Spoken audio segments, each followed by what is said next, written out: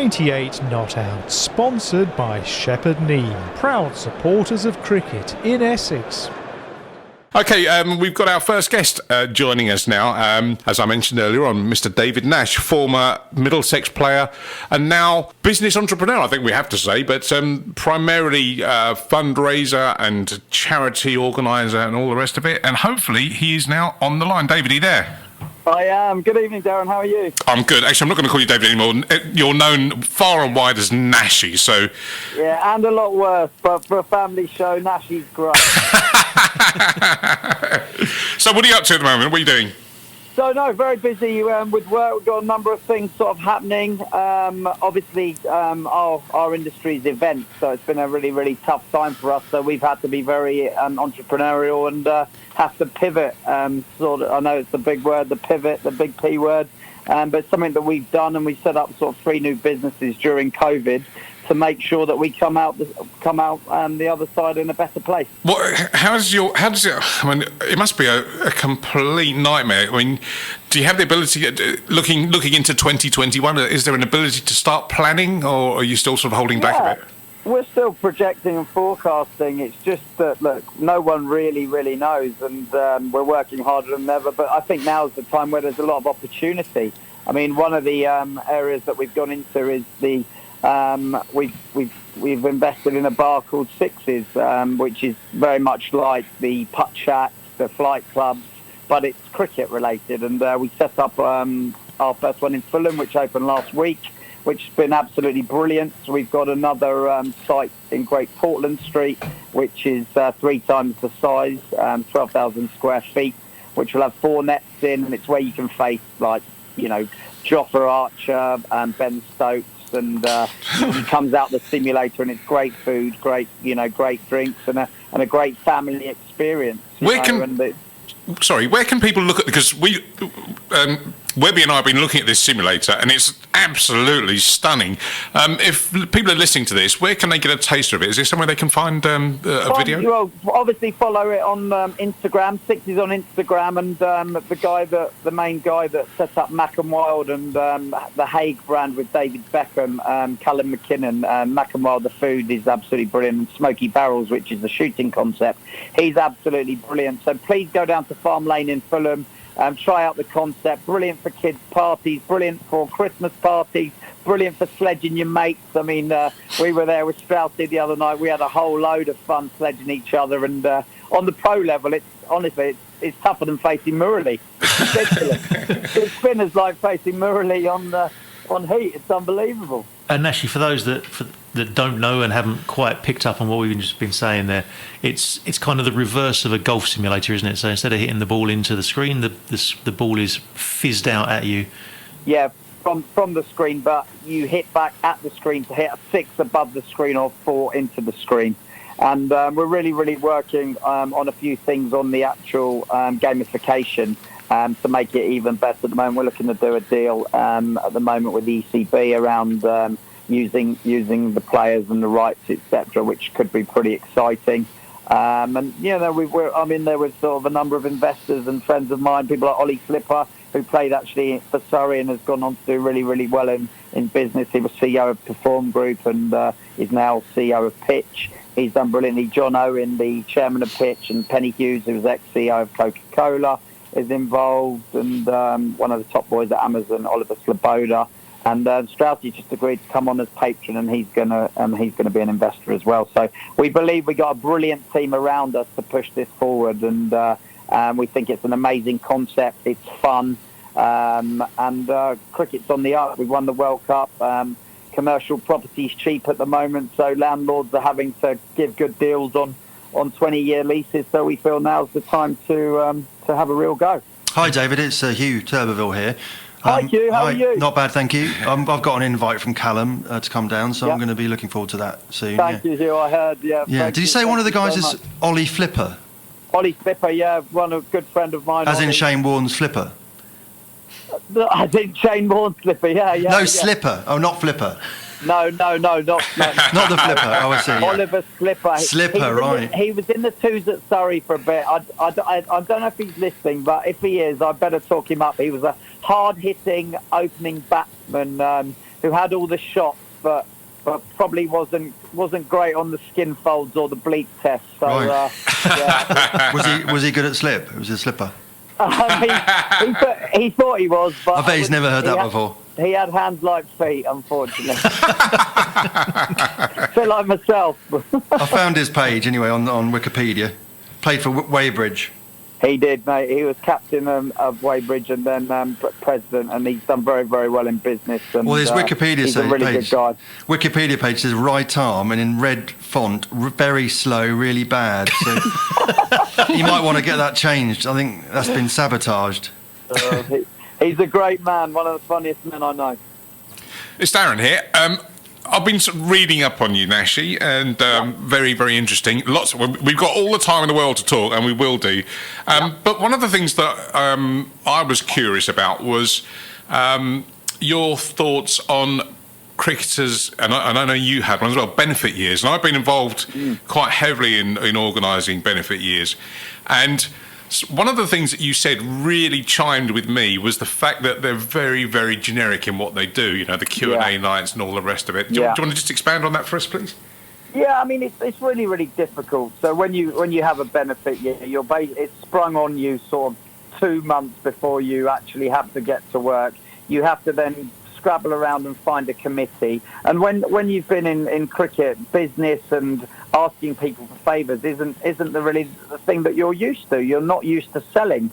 You're used to people asking you for favours and then you doing them a favour rather than the other way round. So I had to get a committee together, but I was lucky. And the one thing that I really do say to cricketers now is on your time off, always give back, because you do reap what you sow. And I used to love coaching kids, and a lot of those people that supported me in my benefit year were good businessmen and businessmen in the city, were guys that I'd coached their kids, and I was able to have a very, very successful year in my year because I went above and beyond for people. And then when I asked them could they support me, they did, and they did it with bells on. So I mean, that's the one thing I'd say to cricketers now. You know, don't when you're at events with all the corporates and all the sponsors, don't just creep around chatting with each other. That is the time which you've really got to go out and sell yourself, because when you finish cricket, you're in a bubble and everything's done for you and life's great. But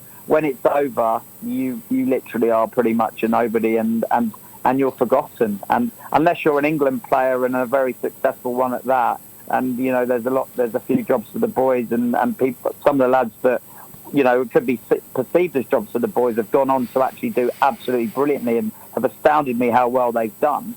But when you're just a journeyman county cricketer like I was, it's a bleak time, because you know there wasn't too much coaching and teaching before it, and you know you're pretty much on your own. You get your few months payoff, and then you're done pretty much. But now with what the PCA does, and you know I believe the PCA have made a couple, you know, over the years, not great appointments into next cricketers as CEOs, but what they've got in Rob Lynch, a guy that I know really, really well, is a great leader, someone that's very, very smart, and that organisation will definitely go from strength to strength in Rob's hands. I think also with the benefits, it's an incredible amount of work that, you know, ones that I've been involved with, if the player concerned isn't putting in the hard yards of, like you say, pressing the flesh and going out and seeing people, spending time with people, you can't just turn up to certain events.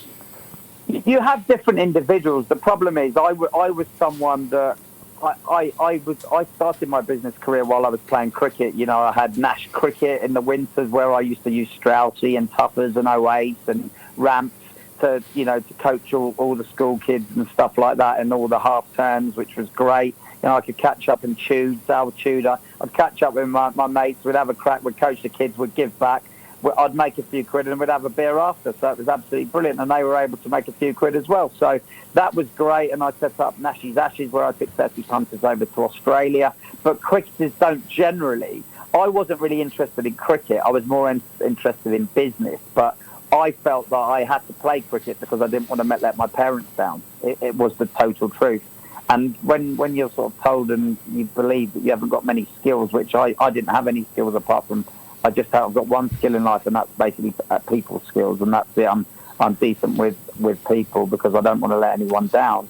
but you start believing that you can't do it, and it's a really, really tough time. And I suffered a lot with sort of mental health and anxiety, because I didn't want to be playing cricket. I hated every minute of it, and every day I opened the curtains at a away game. If the sun was out and it wasn't raining, it was like the worst day in the world for me. So it was a pretty tough, lonely life for those last sort of 5 or 6 years when I really didn't want to be around cricket at all. David, a couple of things resonated with me. One, you were saying you wanted to be a businessman, not a cricketer. It sounded a little bit like Phil Edmonds, who you followed in his footsteps. Yeah. And I was also looking at your record for Middlesex, and very good batting, 35, 36, and probably a bit unlucky not to play for England, weren't you? Certainly in the Paul Downton era, they used to say, didn't they, that the Middlesex players would automatically get picked for England. Yeah. Did you feel you got close? I didn't love cricket. I mean, I was very good as a youngster. Actually, it was something Al Tudor, a good mate of mine, put some stuff on Twitter last night. He put some photos of our England under-15 team with like Jazz Batty and Denny Hollyoake, God rest his soul, Freddie, all those sort of lads, Tudes himself, David Sales. And then the under-19 team, I was looking at that, it was like me, Umar Rashid, another one that we sadly have lost, Trescothick, McGrath, Vikram Solanki, Anurag Singh, Alex Tudor, Andrew Flintoff. I mean, what a great team that was. And at under-19 level, I was unbelievable. I averaged 116 over 12 test matches. I think I got 300. Wow. I got 200. I got 112 in Pakistan at Sheikhupura, first innings, 87 in the second innings, against Razak, Imran Tahir, and, people like that. And, we had a great team and everything. I was really good at age group cricket, but when we went on the England A tour, that was when I was just starting to not really love it. I went to Sri Lanka on the England A tour when I was 19 with Chris Reed, and he did a lot better than me. And then my sort of troubles started, if I was totally honest. I was playing cricket, but I was more enjoying the life around it and the beers and the nights out rather than actual cricket itself. That's one of the reasons Andrew Strauss, played 100 Test matches for England and was so successful, in the fact that, he says in I've just written a book, and he did the foreword, and one of the things he says was, when we were young, I used to, when Nashy was out on the lash in Kingston with his good mate Richard Johnson and was able to peel off a 50 the other day, I found it quite unbelievable, because I was sitting in my room reading my journal and just nicking off third ball, and how it changed, how it flip-flopped round my career dived and his went through the roof. But the reason his went through the roof was because he worked harder than anyone else, and he was mentally very, very strong, and I was mentally very, very weak. I mean, cricket in the 80s, I mean, Derek Pringle's written that famous book, but when you talk to people from that era, it was as much, and why people like Botham, Lamb, Gower are so entertaining to talk to or listen to these days, is because there was this life around the game, which is completely gone now for various reasons. But do you think it's necessarily such a bad thing? Do you think there should be some kind of balance of the social side of it as opposed to what goes on the field?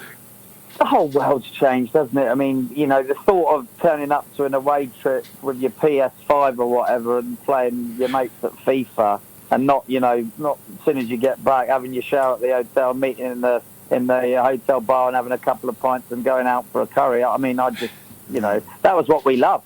That was, that's what I lived for. And, the times we had learning off the people like the legends of the game. My hero was Mike Gatting.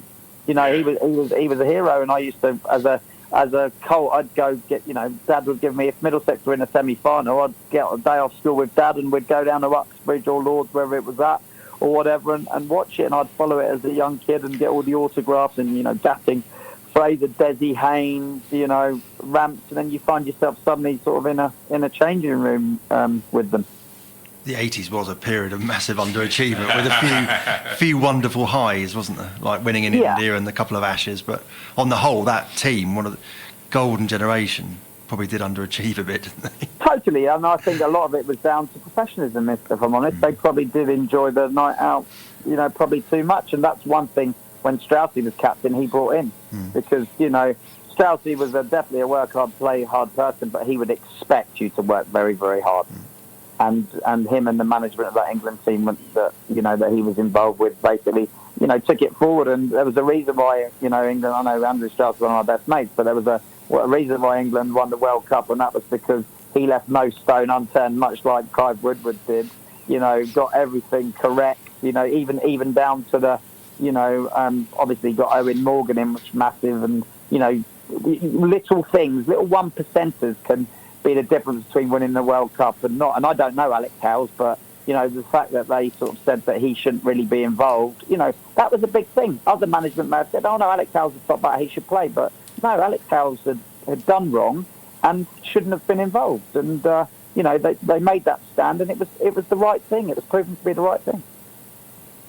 So Nashy, obviously, talking to you, we can see you're still very passionate about the game as a whole. But it's just the playing side that you fell out of love with, didn't you? Yeah, totally. Because I'm totally honest with you. It's my coach at the time, a guy called Ian Gould. I love Ian Gould.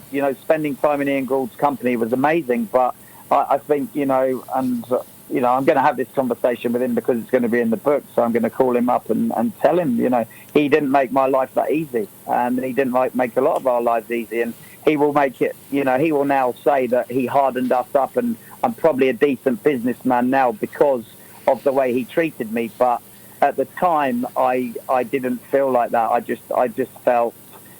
I felt sort of unloved, under pressure, and he would call it a hard school at Middlesex at the time, and there was a lot of very tough people in the dressing room, like legends of the game who were great people, like John Embry, Mike Gatting, etc. But as a young lad coming through, and I think Straussy would be honest and say the same, and Oace as well, it was a tough place it was a sink or swim environment, and if we just had a bit more sort of an arm round your shoulders, I think it might have been a bit different rather than the relentless sort of piss-taking. And, it was a tough sink or swim environment, to be totally honest with you. And I just probably, I made out that I was happy and I was sort of Jack the lad and happy-go-lucky, but inside I was reeked with fear, anxiety, and self-doubt. The press officer of the MCC, Laura Garland, spoke very highly of you, David, around Lords. She said what a lovely chap you were. Oh no, I really appreciate that. No, I just think it's really, really important in life, just to treat people the way you'd want to be treated. Myself, I've got 5 daughters, and I tell them that don't ever not treat people with respect. You treat people the right way, and I just love people. I don't see why in England we seem to want to run people down, whereas we should want to build them up.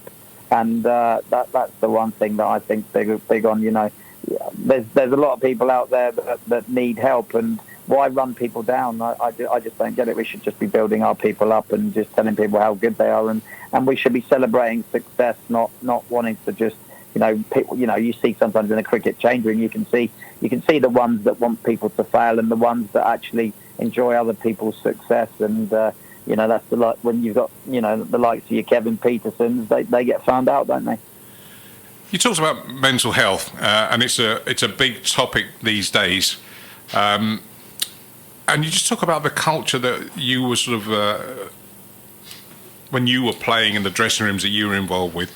And I get the whole thing that times have changed, and those days you were kind of, it was expected that you'd have to toughen up and have a rhino backside sort of thing, and I'm just thinking that these days, particularly in this kind of biosecure bubble environment, which is really testing a lot of young players' mental fortitude, that is this.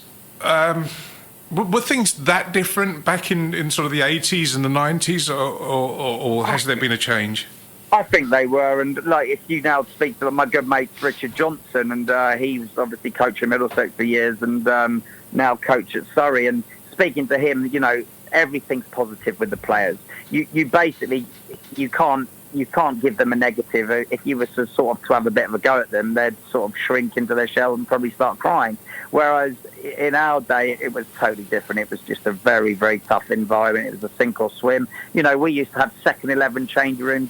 If I was in the twos and I wasn't a cap player, I used to have to knock on the door to come into the first team. They were gods. It was a different environment. And I remember when John Buchanan came in, the first thing he did was, he got rid of the second team changing room because everyone was the same. I didn't have the twos on my jumper. I had the C-axes. twos were taken away, everyone was the same. Mike Gatting didn't have a single room. He was rooming with me or Oace. There was no single rooms. He just said everyone is the same. And then obviously in that time, then the senior players were like, well, no, we haven't had this. This isn't the way it works.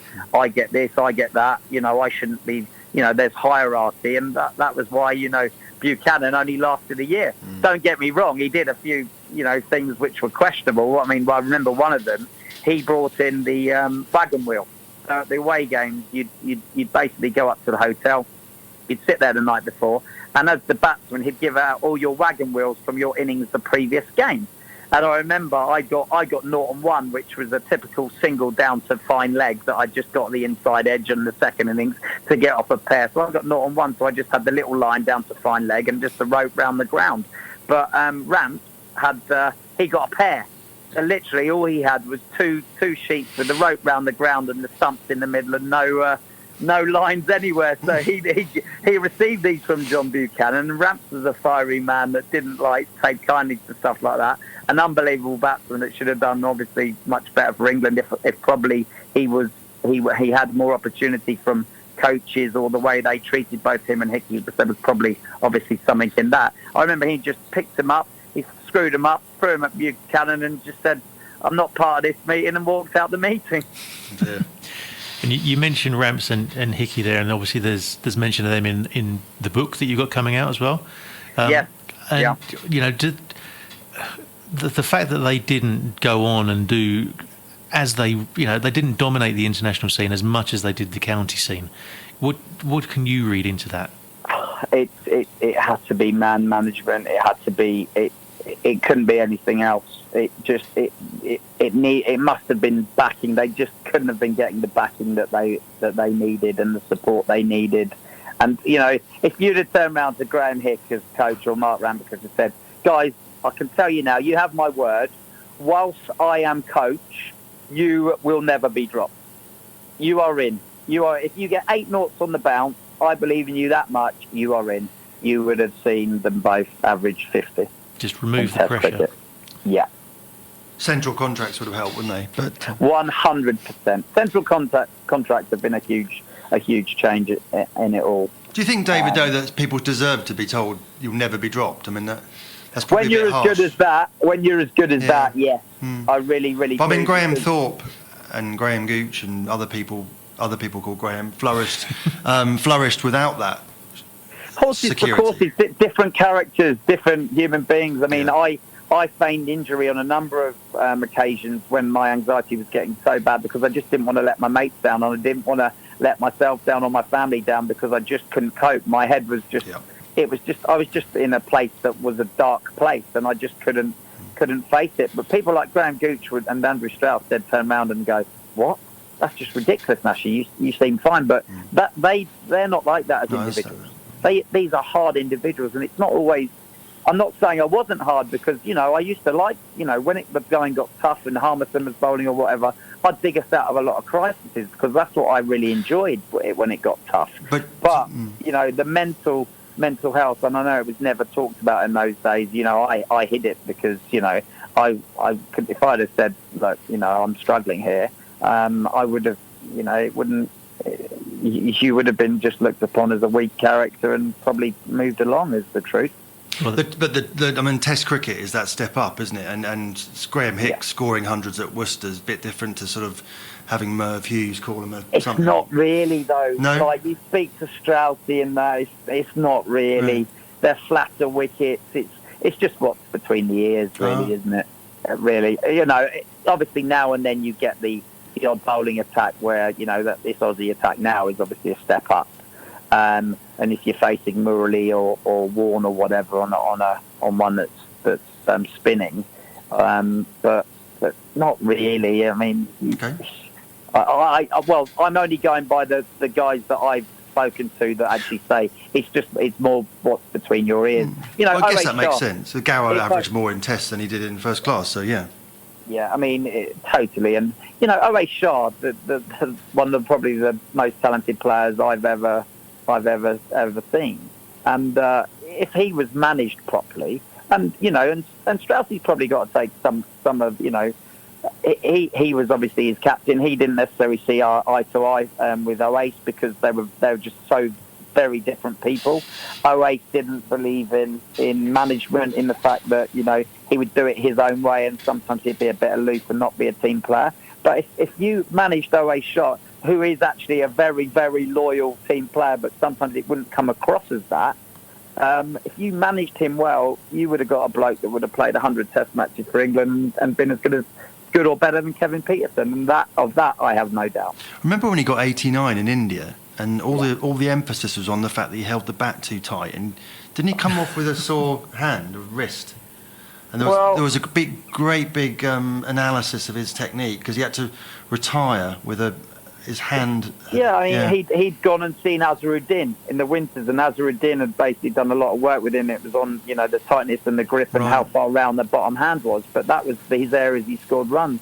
He was amazing. But the truth is that the coach at the time, Duncan Fletcher, didn't fancy Oace for whatever reason. He didn't fancy him, and Oace, he'll talk about it candidly. He'd walk around the hotel in India.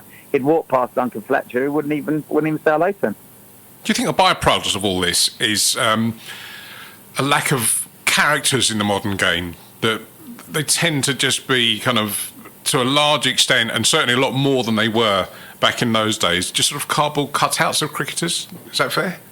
I just think time's moved on. You have fluid tests every day now in the change room to make sure that you're not had your chicken tikka boona and your 4 cobras the night before, and you're only the 4 exactly.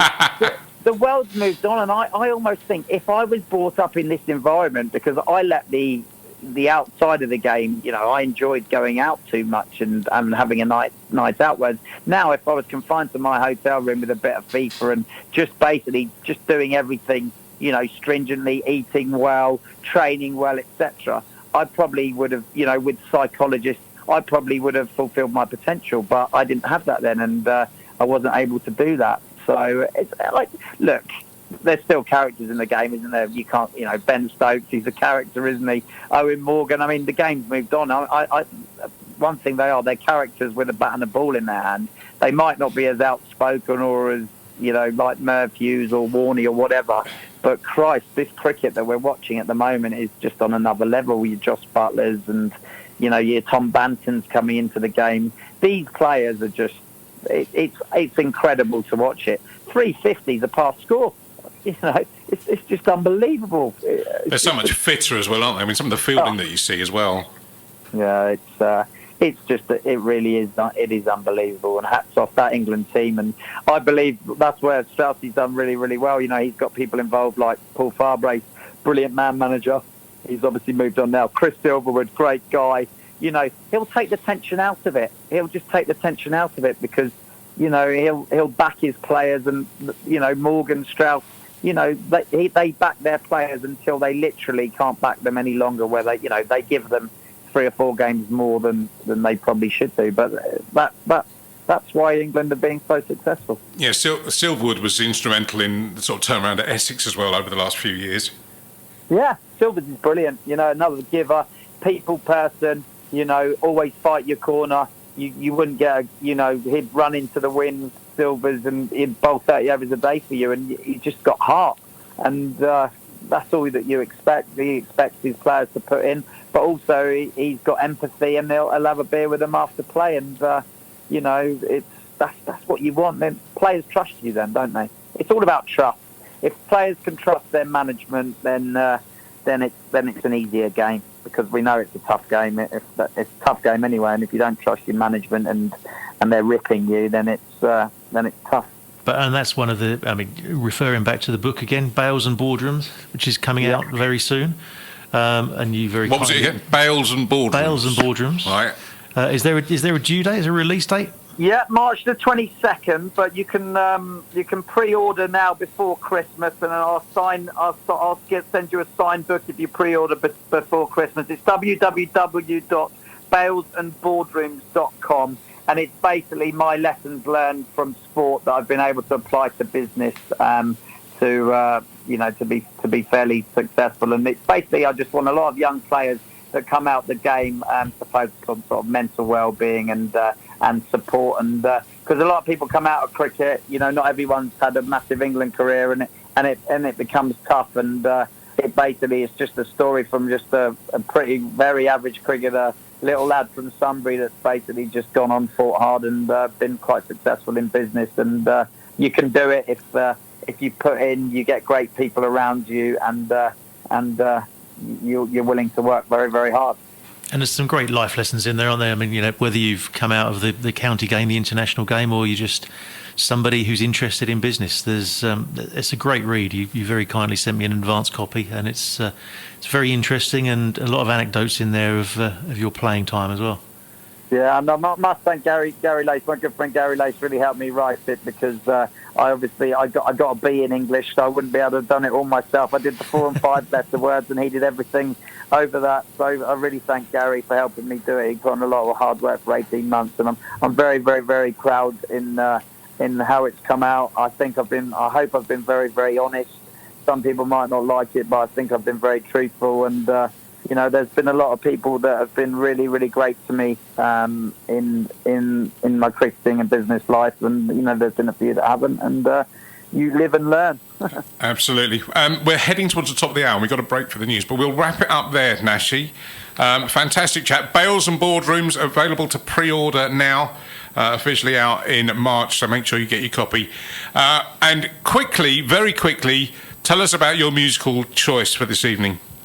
My musical choice, it was a tough one, and quickly, 10 seconds. 10 seconds. Basically, I got the boys changed my tune when we played Sussex, and they put the Benny Hill theme tune on when I went out to bat against Sussex because of my bald head. They put my bald head on the screen. The crowd were laughing at me. I faced Martin Jenkins, nicked off first ball, and walked back off to it as well. So it was a low moment of my life. David Nash. Fantastic. We could go on for ages. Make sure you go and buy his book. It's available for pre-order now. Many, many thanks for joining us, and excellent chatting. Thank you. Cheers, you. Cheers, Darren. Thanks, Webby. Cheers. Cheers, mate. Bye-bye.